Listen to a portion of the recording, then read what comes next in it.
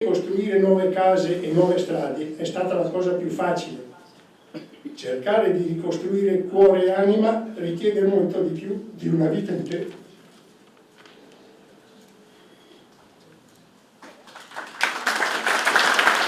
Perché lui c'era, ancora ragazzino e oggi sindaco del paese della Diga, quel giorno lo ricorda così. Il 9 ottobre è una storia lenta che poi accelera inesorabilmente e infine si ferma.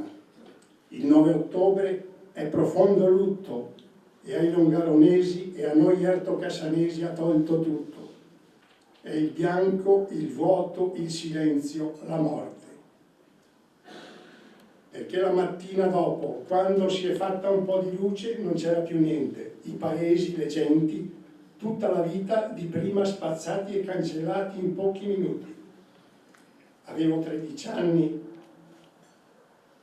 nel 63 e oggi sono uno dei 150 superstiti diretti del disastro residente a Vajont. 9 ottobre 1963 una frana colossale si staccò dal monte Toc precipitando nell'invaso del Vajont.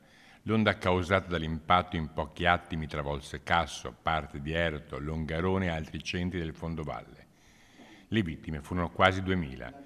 Per loro venne eretto il cimitero monumentale di Fortogna, dove ogni anno vengono ricordate.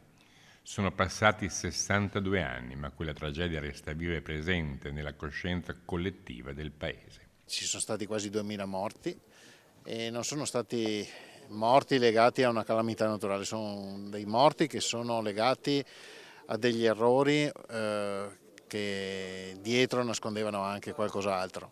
Errori umani sollecitati da interessi che hanno condotto a delle scelte sciagurate che hanno portato appunto a quasi 2000 morti. 62 anni dopo il Vajont resta una ferita aperta e un monito prezioso, una tragedia che diede vita a una solidarietà che ancora oggi è testimonianza indimenticabile di responsabilità civile.